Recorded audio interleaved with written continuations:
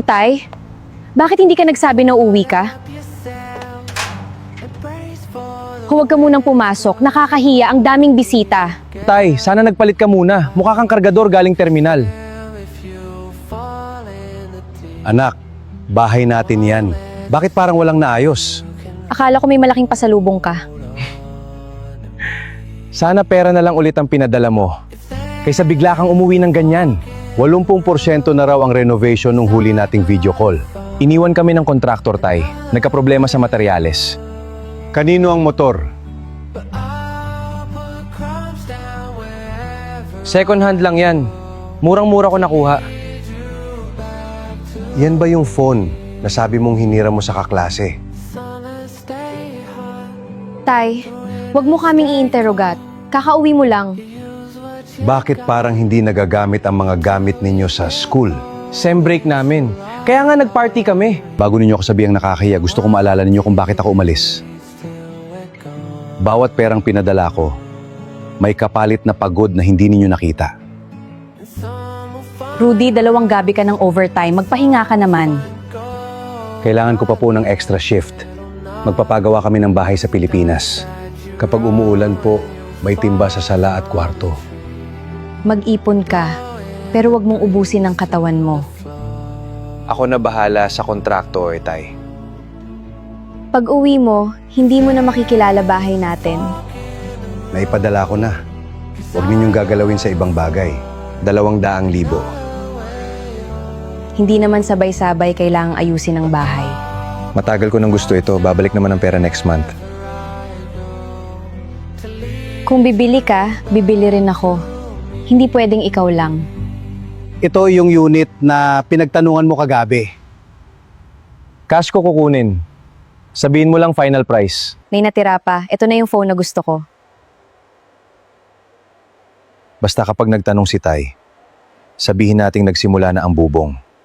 Humihingi si Tay ng picture. Close up lang. Hindi niya malalaman kung saan galing. Kuya, picture lang po nitong hollow blocks.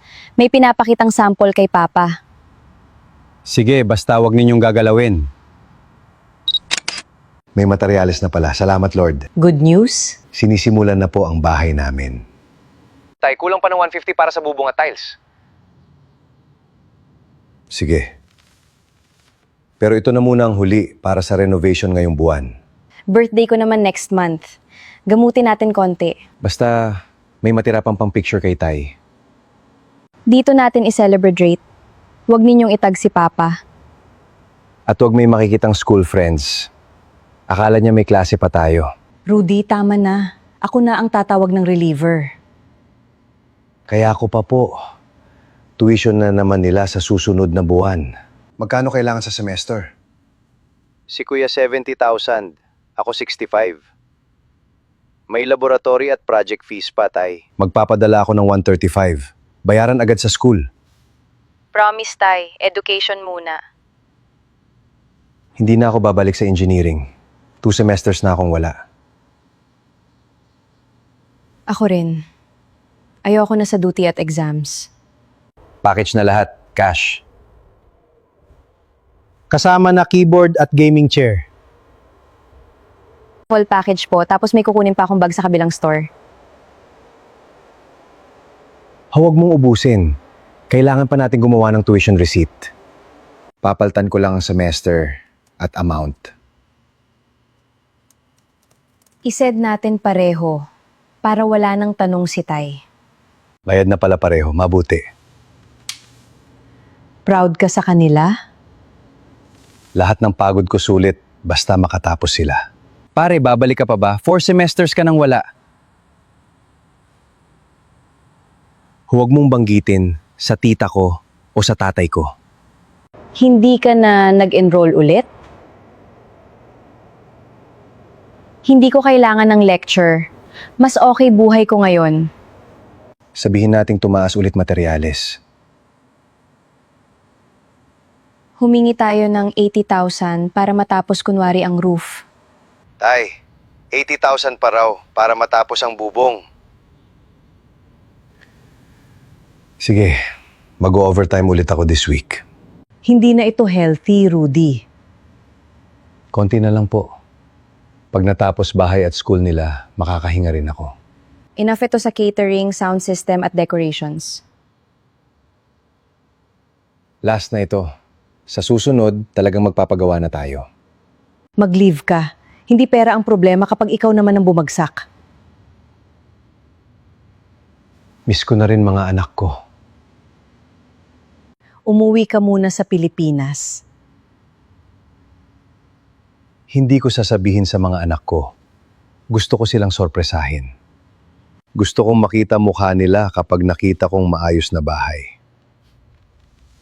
At gusto kong yayain silang kumain pagkatapos ng klase. Sabihin mo sa akin pag nakauwi ka ng maayos. Opo. Sa wakas, makikita ko na rin ang pinaghirapan ko. 12 taon akong pabalik-balik dito. Ngayon, parang first time akong excited umuwi. Surprise homecoming? Oo. Sana magandang surprise. Nasa gate na po ako. Salamat sa leave. Enjoy your family, Rudy. At magpahinga ka. Bulacan po. Gusto kong diretso na sa bahay. Hindi ba kayo susunduin ng pamilya? Surprise nga. Walang nakakaalam na nandito ako. Diyan sa kanto. Dati, tumutulo bubong namin pag umuulan. Siguradong masaya sila pag nakita kayo. Mukhang may celebration. Baka welcome party ninyo? Hindi nila alam na darating ako. Tay, bakit hindi ka nagsabi na uuwi ka? Huwag ka munang pumasok. Nakakahiya, ang daming bisita. Tay, sana nagpalit ka muna. Mukha kang kargador galing terminal. Anak, bahay natin yan. Bakit parang walang naayos? Akala ko may malaking pasalubong ka. Sana pera na lang ulit ang pinadala mo. Kaysa bigla kang umuwi ng ganyan. 80% na raw ang renovation nung huli nating video call. Iniwan kami ng kontraktor, Tay. Nagkaproblema sa materyales. Kanino ang motor? Second hand lang yan. Murang-mura ko nakuha. Yan ba yung phone na sabi mong hinira mo sa kaklase? Tay, wag mo kaming i-interrogat. Kakauwi mo lang. Bakit parang hindi nagagamit ang mga gamit ninyo sa school? Sem break namin. Kaya nga nag-party kami. Bago ninyo ako sabihang nakakahiya, gusto ko maalala ninyo kung bakit ako umalis. Bawat perang pinadala ko, may kapalit na pagod na hindi ninyo nakita. Bukod sa bahay, gusto kong makita ang school records ninyo. Tay, pagod ka lang. Bukas na natin pag-usapan. Walang bagong bubong, walang bagong wiring. Kahit isang hollow block, wala. Nasaan ang titulo ng bahay? Tay, huwag ka munang magalit. Bakit may utang na nakasangla sa bahay ko? May isa pa po kaming hindi nasabi. Nang maubos ang perang pinadala mo, umutang kami gamit ang titulo. Hindi ko pirma ito. 1 linggo na lang, Tay. Kapag hindi nabayaran, kukunin nila ang bahay.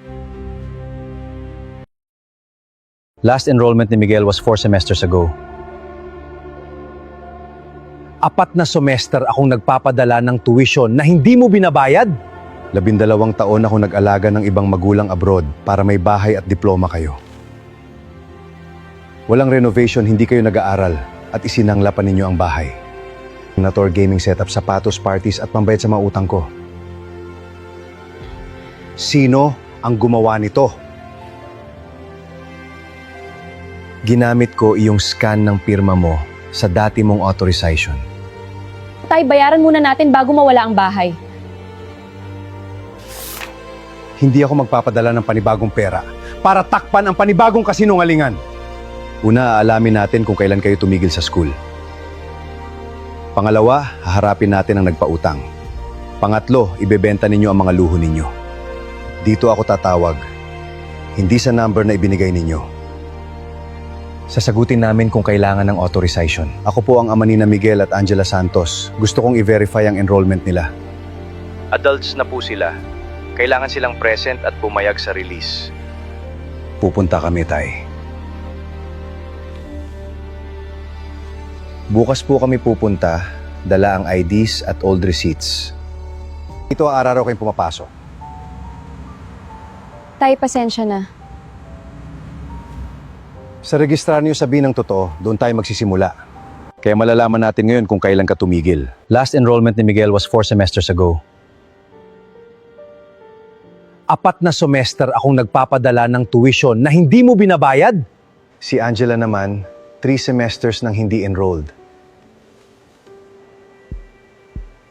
Tay, natakot akong sabihin na huminto ako. Ito lang po ang payments na talagang pumasok sa school. Ibig sabihin, pineke ninyo pati patunay ng tuition. Kaya ako ang ginawa ninyong ATM para hindi kayo magmukhang mahirap. May mga kaibigan akong nagtatanong, ano trabaho mo? Hindi pala kahirapan ang ikinahiya ninyo. Ako. Pagdating natin, ilalabas ninyo lahat ng binili sa perang pinadala ko. Wala na kaming itatago. Lahat, kahit nakakahiya. Motor, computer, shoes, watch, at utang sa parties. Ito po yung galing sa tuition at renovation money. Mas marami pa kayong naipundar sa luho kaysa sa bahay. Ito ang taong may hawak ng collateral file. Siya ay yung pupirma sa demand notice. Ako si Rodolfo Santos, registered owner ng property sa file ninyo. Kayo po mismo? May issue po ba sa collateral authorization? Dadaling ko bukas ang original file at signature documents. Dito tayo sa bahay magkita. Narito rin ang 2 umutang. Bukas, kayo mismo ang magsasabi kung paano nakuha ang titulo at pirma. Hindi na ako magsisinungaling. Ako si Renato Navarro. Dinala ko ang full file para ma-verify natin sa harap ninyong lahat. Salamat. Gusto kong malaman kung paano nagamit ang bahay ko nang hindi ko alam. Ito ang authorization na ipinasa kasama ng title copy. Ginaya ang pirma ko. Ako ang gumawa ng authorization gamit ang lumang scan ng pirma ni Papa. Alam ko. At hindi ko siya pinigilan. I-hold namin ang property hitag Berfet. Pero ang perang hiniram nila? Responsibilidad pa rin nilang ayusin yon. Bago kayo umutang ulit, ibenta ninyo muna ang binili sa pera ko. Ipopos ko ngayon. Napakita ko lahat ng issue at resibo para walang lokohan. Ngayon, sariling gamit mo na ang ibebenta mo. Hindi pangarap ko. May nagtanong na kung available iyong bag. Walang panuloko kahit desperado tayo. May buyer ng motor bukas, dito raw sa bahay. 2 rin ang kukuha ng bags at tablet. Ito ang original papers at actual condition. Masakit pala ibenta kapag sariling luho ang pinaghirapan mong bitawan. Kulang pa rin. Kaya trabaho ang susunod, hindi panibagong utang. Benji Cruz, siya dapat ang kontraktor natin. Siya yung tinext ko noon na wag nang pumunta. Bago ako umalis siya ang pinagkatiwalan. Sinabi kong ikaw ang nag-cancel para hindi niya malaman na ginastos namin ang pera. Benji, ako si Rudy Santos. Nakauwi na ako. Rudy? Akala ko ikaw ang nagpatigil ng renovation. Pupunta ako bukas. Titingnan ko muna kung ano ang urgent. Wala pa akong ipapagawa. Gusto ko lang malaman ang totoong kondisyon. Rudy, mas lumala ang bubong at wiring kaysa dati. Walang renovation na nangyari. Sila ang aayos ng kasalanan nila. Kailangan nilang kumita at matutong magtrabaho. May helper position at may inventory assistant work. Pero walang special treatment. Miguel, materials at cleanup ka muna. Angela, inventory at delivery records. Ganito pala kabigat kumita ng isang araw. Isang pera ng worker at client ang nawawala. Dati isang click lang sa shopping app ang tingin ko sa pera. Balik ko para tapusin ang kontrata ko. Paano yung bahay at utang? Kayo, ang haharap dyan habang nagtatrabaho. Kapag nag-enroll kayo ulit, diretso sa school ang tuition. Kapag may renovation, diretso kay Benji after actual progress. Wala nang perang dadaan lang sa kamay ninyo. Tay, dati pera ang hinihintay naming dumating. Ngayon, sana ikaw na lang agad ang makauwi. Rudy, bubong at wiring muna gaya ng usapan. Lahat ng padala niya, itatabi natin. Pag uwi niya, ibabalik natin ng buo. Bahay at tuition, sariling sweldo natin. Kapag kulang, maghihintay tayo. Walang gagalaw sa padala ni Papa. Dito natin lalagay bawat padala. Walang bawas kahit piso. Sa final uwi niya lang niya malalaman. Roof at wiring muna gaya ng usapan. Pagkatapos nito, sariling sweldo na namin. Isa-isa lang, sir. Marami pa kayong kailangang ayusin. Okay lang. Kung ano lang kaya namin. Hindi na pera ni Papa ang aasahan namin. Kuya, 20,000. Buong 20 diretso rito. Walang bawas. Nakuhanin niyo yung padala. Opo, Tay. Salamat po. Okay kami rito. Huwag ka na mag-overtime. Sir, ano ang susunod? Kitchen plumbing muna. Kasya sa pipes. Hindi pa sa cabinets. Next payday na yon. Hardware tayo bukas. Pipes, fittings, sealant lang po. Official receipt po. Walang dagdag. Dati, fake receipt pa ginagawa natin. Ngayon lahat totoong gastos. Wala nang pagtatago. Kumpleto, plumbing lang muna. Sariling sweldo namin yan. Ire-record ko lahat. Sir, test drive? Hindi muna. May mas importante akong binubuo. Ma'am, naka-sale po. Okay pa bag ko. Notebook lang kailangan ko. May pera si Papa rito. Hindi atin yan. Then sariling sweldo ang tuition. Dati kunwari enrolled lang ako. Ngayon totoong bayad. At totoong klase. Official receipt po. Sariling sweldo namin ang bayad. Wala nang edit-edit. Diretso ka rito? Opo. Shift ko pa hanggang 6. Basta school muna lagi. Pagod? Oo. Kaya naintindihan ko na si Papa. Huwag mong kalimutan yan. Kumusta school at bahay? Tuloy po pareho, Tay. May trabaho pa rin kami. May kailangan pa ba kayo?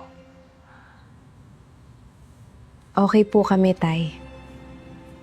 Magpahinga ka rin. Sir, bedroom flooring na?